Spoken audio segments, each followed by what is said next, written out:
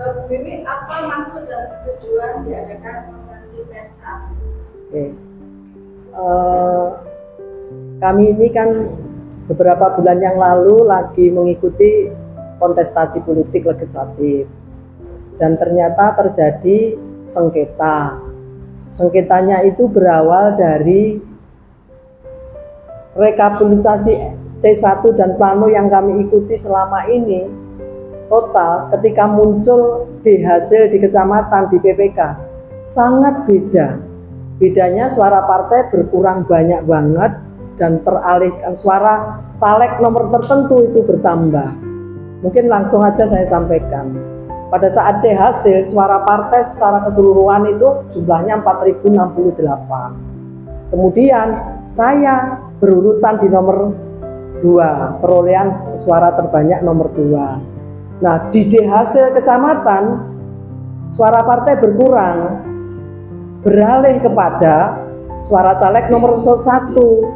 Sehingga kalau diakumulasi suara partai dan caleg 19.000 kemudian mendapatkan kursi hanya 2, urutan kursi saya itu sebenarnya yang ada di kedua. Itu dengan dihasil itu urutan suaranya jadi terdesak. Intinya itu, maka itu menurut kami itu sengketa besar. Dan sengketa itu sudah kami mencoba untuk melangkah bergerak melalui partai, internal partai, baik DPC, DPD maupun DPP. Nah, di DPD itu di DPC tingkat kecamatan atau tingkat kota, maksud saya melalui DPC kami belum tidak dapat diakomodir. Kami ingin perselisihan suara antara C1 dengan D hasil itu bisa dibuka ulang, bisa diadakan sanding data. Tapi kalau saya sebagai caleg untuk protes sendiri tidak mungkin bisa. Yang harus melakukan adalah partai, karena kontestan politik ini adalah partai. Nah, oleh sebab itu instruksi partai kami belum mendapatkan perlindungan. Oleh sebab itu karena kami masih punya DPD, kami melapor kepada DPD.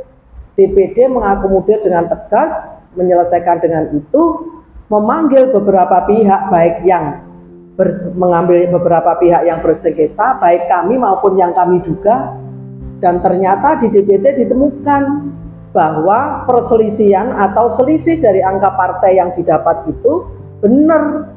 Maka DPD menyarankan masih ada momen untuk diselesaikan di tingkat kota, ya, di tingkat kota. Nah, di tingkat kota pada saat diselesaikan, DPD partai mengirim saksi resmi, saksi partai untuk bersaksi di situ dan harus melakukan protes atau komplain kepada penyelenggara supaya bisa melakukan sanding data. Tapi pada saat itu juga tidak terjadi, tidak terakomodir, gitulah. Nah, kemudian karena di situ tidak terakomodir, nanti bisa diselesaikan bisa diceritakan yang tim bidang hukum kami yang bisa menjelaskan lebih detail dan mengikuti kami. Baik, ya. Bu, berarti kan ini intinya ada sebuah terjadi pelanggaran gitu ya, dengan modusnya itu atau sistemnya itu mengalihkan suara partai ke suara caleg tertentu, gitu Bu ya? Iya. Nah, itu terjadi mulai di mana Bu? Pengalihan itu terjadi di mana ketahuannya ini? Nah, berangkat jelas tahu pada tingkat kecamatan atau PPK. Jadi makanya tadi saya sampaikan, C1 yang sudah direkap oleh semua pihak, semua partai, saat muncul pleno D hasil kecamatan itu berubah. Berubahnya ada di tingkat kecamatan, di PPK. Berarti ada persengketaan hasil pemilu. Kalau boleh tahu, dari partainya sendiri itu biasanya kan kalau persengketaan itu melalui Mahkamah Konstitusi, mekanismenya seperti apa kalau di partai? Kalau ya. boleh tahu. Jadi begini, Mas, mungkin kalau yang kita dengar bersama-sama kalau di partai lain bahwa persengketaan pemilu itu bisa diselesaikan di Mahkamah Konstitusi. Tapi khusus partai kami itu ditangani di internal yang namanya Mahkamah Partai.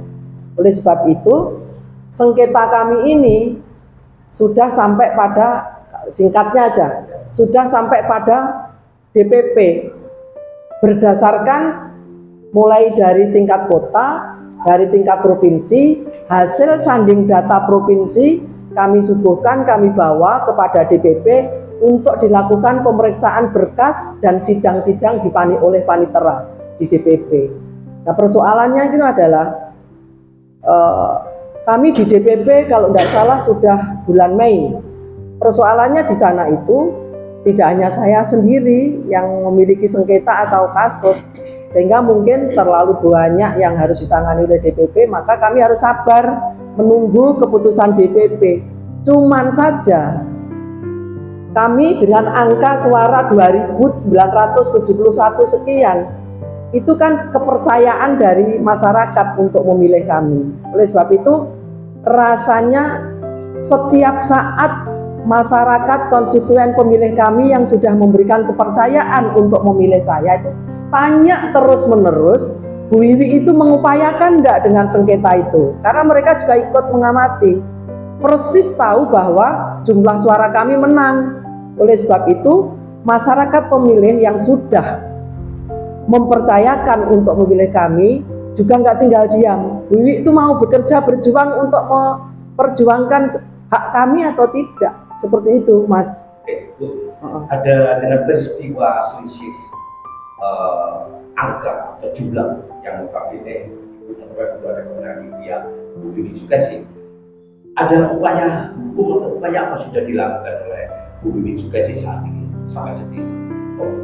Maksudnya kalau upaya hukum nanti mungkin tim hukum kami ya yang akan menyampaikan. Silakan Mas Fajar. Terima kasih kawan-kawan jurnalis.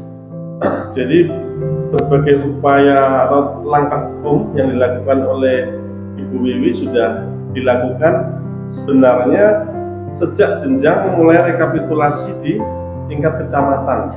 Karena kan upaya hukum itu kan sebenarnya ada litigasi non litigasi ya. Jadi proses upaya untuk kemudian menyampaikan keberatan itu juga sudah disampaikan. Nah, puncak dari penyampaian keberatan itu adalah pada saat rekapitulasi di tingkat kota. Ya, di tingkat kota pada saat itu saksi yang dihadirkan oleh PDI Perjuangan pada saat itu adalah mendapatkan mandat dari DPD langsung, tentu melalui koordinasi dengan DPC. Pada saat itu sudah melakukan keberatan. Nah, tetapi keberatannya tidak bisa diterima oleh Komisioner KPU Kota Malang pada saat itu. Nah, berdasarkan tindakan Komisioner KPU Kota Malang yang tidak melakukan menjalankan prosedur rekapitulasi yang benar pada saat itu di Hotel Haris Malang itu, kemudian kami tim hukum melakukan langkah-langkah hukum. Yang pertama adalah melaporkan ke Bawaslu Kota. Ya. Singkat ini prosedurnya bahwa di Bawaslu Kota laporan kami itu kemudian ya dikukuhkan, ya, kemudian ada proses persidangan begitu, dan putusan Bawaslu Kota Malang menyatakan bahwa KPU Kota Malang telah melakukan pelanggaran prosedur tata cara pada saat rekapitulasi, yaitu pada karena tidak mengakomodir keberatan saksi dari PDI Perjuangan. Nah, ingin saya katakan ini kan kawan-kawan, bahwa dalam pertimbangan putusan Bawaslu itu disebutkan pada poin 7.2.11 bahwa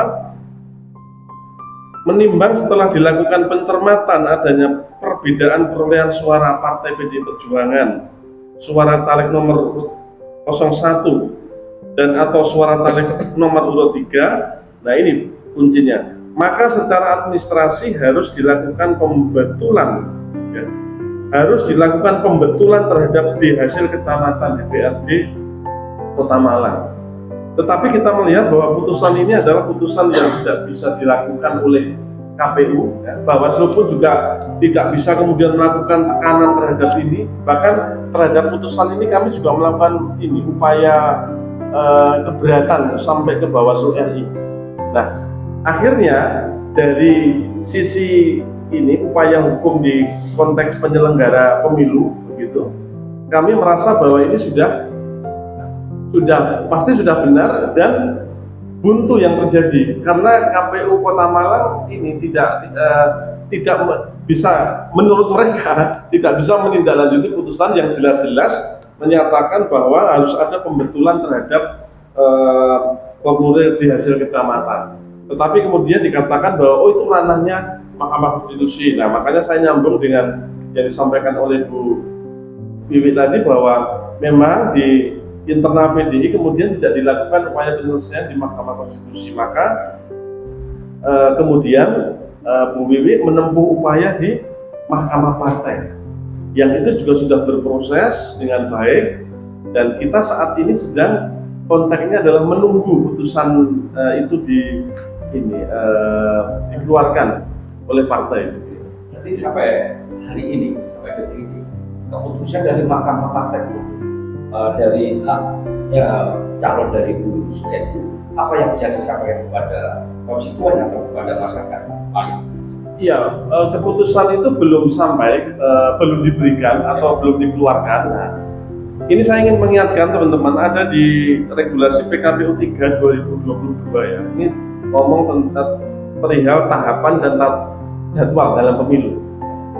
Kalau kita lihat di PKPU itu, sebenarnya tahapan pemilu itu berakhirnya bukan pada saat kemarin-kemarin.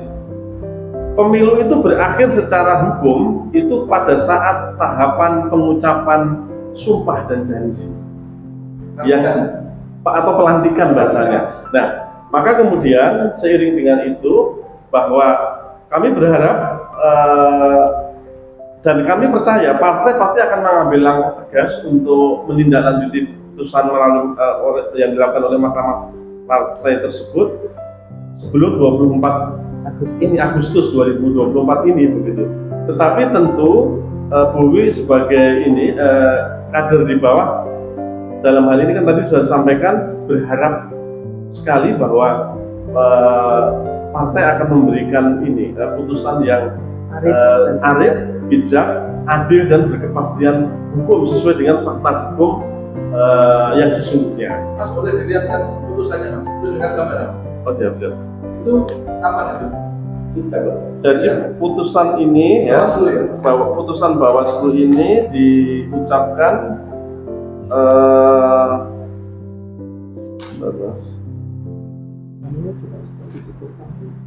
pada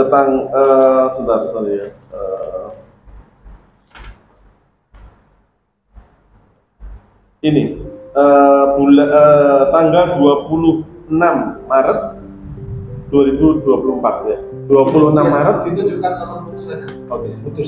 Putusannya Putusan nomor 3. Oke, cukup. Ya. Oke. Nah, artinya dari Maret itu sampai sekarang kan pihak dari Bu ini sedang melakukan upaya persengketaan yang cukup lama.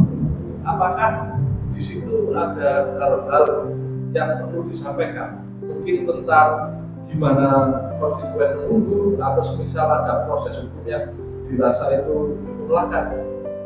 Ya, tentu ini kami selalu mendapatkan informasi, bahkan kami bertemu langsung ya dengan konstituennya Ibu ini di berbagai kantong-kantong ini daerah pemilihan di Blimbing ini, yang tentu berharap putusan ini akan segera mendapatkan ini kepastian, karena apa yang menimpa ini Ibu Wiwi ini sebenarnya adalah bukan persoalan ini memperjuangkan ini bahwa Ibu Wiwi harus duduk di DPRD, tapi bahwa ada fakta hukum yang tidak terbantahkan sebenarnya bahwa telah terjadi pengalihan suara, atau bahasanya ada yang mengatakan tanda petik pencurian suara. Itu fakta hukum yang tidak terbantahkan, terbukti.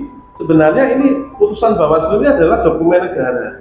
Di sini disebutkan bahwa ada satu alat bukti surat, teman-teman ya. Alat bukti surat berupa formulir A, formulir hasil pengawasan oleh Bawaslu berupa sanding data. Sanding data ini dilakukan oleh KPU Kota Malang sendiri, Bawaslu Kota Malang. Terus kemudian ada juga saksi partai dari PDI Perjuangan. Jadi kebenarannya sudah diakui sebenarnya oleh para penyelenggara.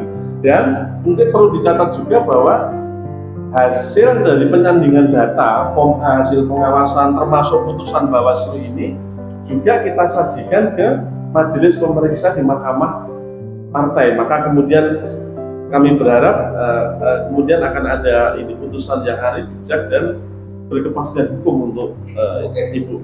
Oke Mas, berarti sebelum ada pelaksanaan pelantikan calon yang sudah pasti terpilih atau jadi di tanggal 24 Agustus nanti, ada jawaban khusus nggak dari DPP maupun DPD maupun DPD dari ibunya Bumi atau calon?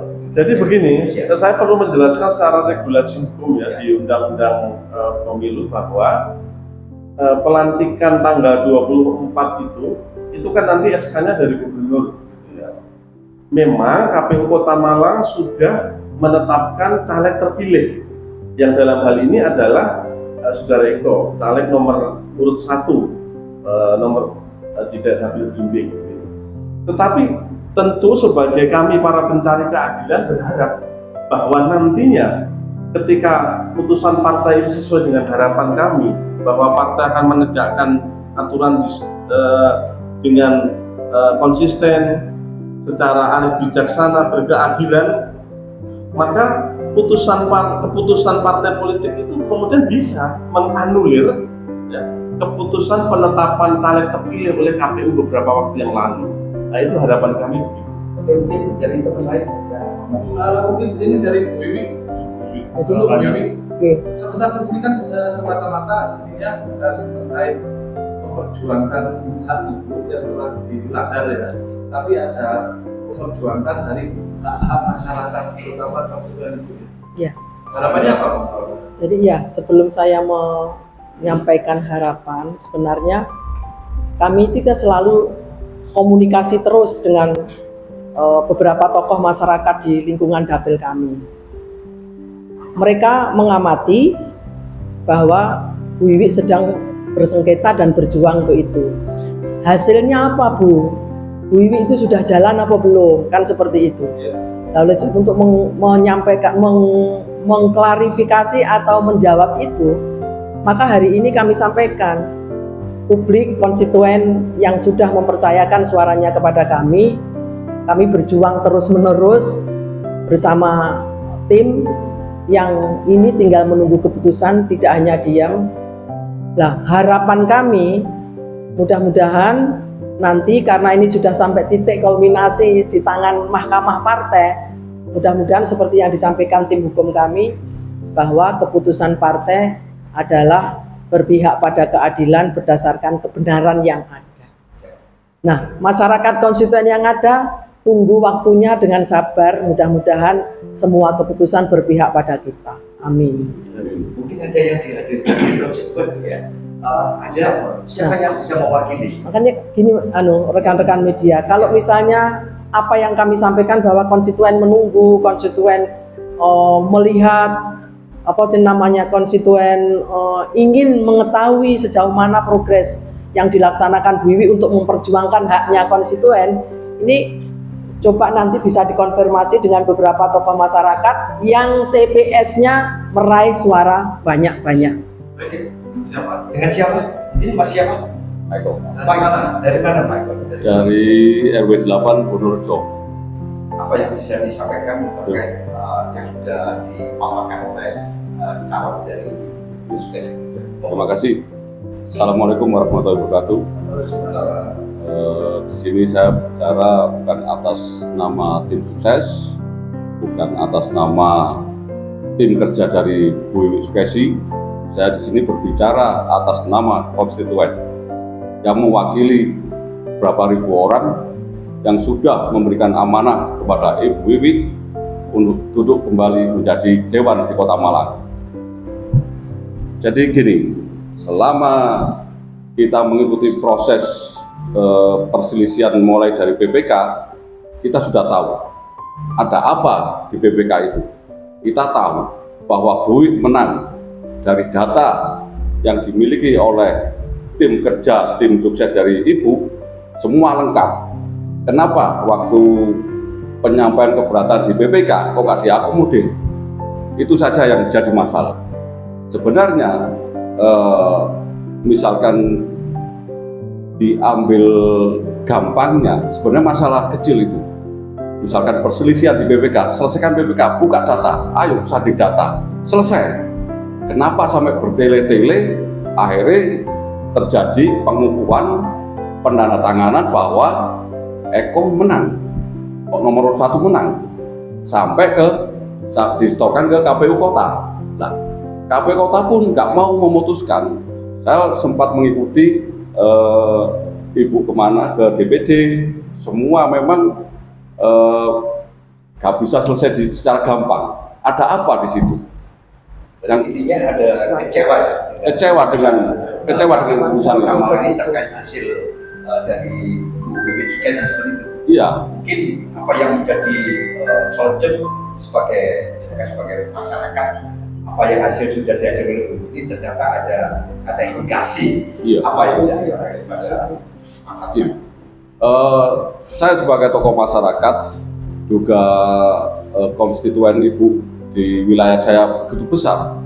Akhirnya saya tiap ketemu konstituen yang lain, gimana Ibu? Gimana kabar Ibu? Gimana? Terus sampai sekarang. Nah, sampai sekarang kalau saya sendiri tahu upaya hukum, upaya yang dilakukan Ibu sudah maksimal. Cuma mereka kan bertanya, mereka tahu bahwa Ibu itu pemenang menurut kebenaran data yang diberikan. Tapi kenapa kok sampai sekarang nggak ada keputusan? Upaya hukum yang saya tahu, upaya Ibu yang saya tahu sampai ke Mahkamah Partai. Nah, jadi di momen yang bagus ini saya ingin menyampaikan sekali lagi, saya bukan ngomong masalah saya bukan tim sukses, saya bukan tim kerja Bu Wiwit. Saya sebagai tokoh masyarakat juga mewakili berapa ribu konstituen yang ada. Jadi saya memohon kepada DPP Pusat khususnya Mahkamah Partai, saya memohon berikanlah keadilan yang seadil-adilnya buat Ibu berdasarkan kebenaran data yang sudah ada, yang real, yang diberikan dan juga diberikan sama Bawaslu Kota ya, Man. Ya itu aja dari kita sebagai konstituen. Mungkin itu yang bisa saya sampaikan. Terima kasih. Assalamualaikum warahmatullahi wabarakatuh. Mungkin yang lainnya Bapak. Terima kasih Pak. Terima kasih. Saya Pak Budi dari Kelurahan Padang Kami, salah satu perumahan. Di dalam perumahan satu klaster itu ada 3 RT, ya kan. Perkenal kami dengan Bu Wiwit ini, Bu Wiwit adalah satu-satunya dan pertama yang masuk anggota DPR masuk area pemakaman. Dan beliau yang bisa sukses mengusung program pengaspalan di wilayah kami. Tanggal 10-11 Desember terbukti. Karena itulah kami warga bersama warga melihat nyata gerak kerja beliau, sehingga pada saat pileg kemarin Februari kami bersepakat mengusung beliau lagi, memberikan suaranya agar beliau bisa duduk lagi di DPR Malang, di Malang. Kita berikan 226 suara lebih dari 454 DPD. Artinya ada 49,7% atau sekitar 6%. Kami diinformasikan kemarinnya setelah pemilu itu menang. Tapi berapa hari kemudian dikalahkan Pak. Loh, kenapa? Akhirnya rame sudah warga unek dulu. Kenapa Pak? Kenapa? Sampai hari ini tanya DPD. Akhirnya kami dipanggil, dijelaskan oleh khususnya inilah kata-katanya. Menurut kami valid. Tapi itu kan ranahnya organisasi, kami warga gitu kan ya. Cuma terus terang kecewa. Kami kecewa. Suara kami 236 itu jadi apa? Kecewa sama siapa Pak? Siapa? Kecewa sama siapa? Ya terus terang ya organisasi dan mungkin ya saya tidak tahu pihak berkepentingan dalam pemilu siapa saja. Saya paham pihak yang berkepentingan pemilu. Kalau kamu sebagai warga masyarakat bersyukur menginginkan ada wakil warga yang duduk di DPR supaya bisa kebutuhan kami terlayani, karena faktanya sudah terbukti mengaspal rumah kami seluas 11,28 meter persegi. Itu nggak main-main Pak, 11 tahun kamu. Nah sekarang warga tuh ini hati-hati terus terang aja. Kami memahami bagi Pak Gagas sering kami kumpul ini masalah attitude dan kepercayaan. Warga sudah nanya, nanti musuh ngomong nih Pak, nggak tahu, jangan Pak, ini bahaya gitu loh. Kalau kita mencermati hal semacam itu, padahal kami mempercayai gitu. Jadi itu yang bisa sampaikan, mudah-mudahan para pihak yang mempunyai kewenangan sebagian memberikan solusi yang terbaik. Harapan kami itu Pak. Oke, mungkin terakhir Bapak mau menyampaikan atau ide atau gimana? Assalamualaikum warahmatullahi wabarakatuh. Salam. Saya selaku warga atau seno yang TPS Mahkota. tokoh masyarakat, dan saya selaku nasihat. Saya ini tidak bisa berbuat bermacam-macam, tapi yang kita cari adalah kebenaran sesuai dengan fakta yang ada. Kalau melihat data yang seperti itu tadi, jelas sudah saya ini menang dan menang. Dengan asal diserobot atau bagaimana Allah kita tidak tahu. Tapi kita tetap optimis untuk tetap jaya dan menang. Oke, itu tadi season wawancara kami kepada narasumber, ada caleg Ibu Sukesi, ada juga hukum yang membidangi, juga dari beberapa masyarakat. Mungkin terakhir Budi, apa yang sudah dikemas oleh Budi terkait acara hari ini yang mendatangkan konstituen dan tim hukum yang untuk sejenak. Baik. Perjuangan kami memang cukup panjang. Sebetulnya melelahkan, tapi kami tidak boleh lelah. Karena seorang kader partai, mulai yang paling bawah seperti ini, apapun kendalanya itu adalah tantangan. Dan tantangan apabila bisa diselesaikan, maka itu adalah nilai tersendiri. Nah, rekan-rekan, di saat injury time tanggal 24 Agustus harus pelantikan, sudah ditentukan oleh pemerintah, maka harapan kami publik saat ini wajib tahu bahwa kami sedang bekerja, berjuang terus-menerus tanpa henti, tidak diam dalam rangka memperjuangkan hak mereka yang sudah diberikan kepada saya. Oleh sebab itu, kami bersama publik, ayo bareng-bareng menunggu keputusan DPP partai, agar dapatnya keputusan DPP partai itu berkeadilan sesuai dengan fakta kebenaran yang kita sebutkan ke sana. Oleh sebab itu bareng-bareng bersama berdoa, kita tidak diam, kami tidak diam, saya bersama tim terus berjuang tanpa henti untuk mewujudkan apa yang diharapkan oleh masyarakat konstituen. Oke, terima kasih Pak Turun. Semoga sama-sama, selamat sore, sampai jumpa. Gagas bisa sukses dan lancar. Terima kasih atas waktunya semua.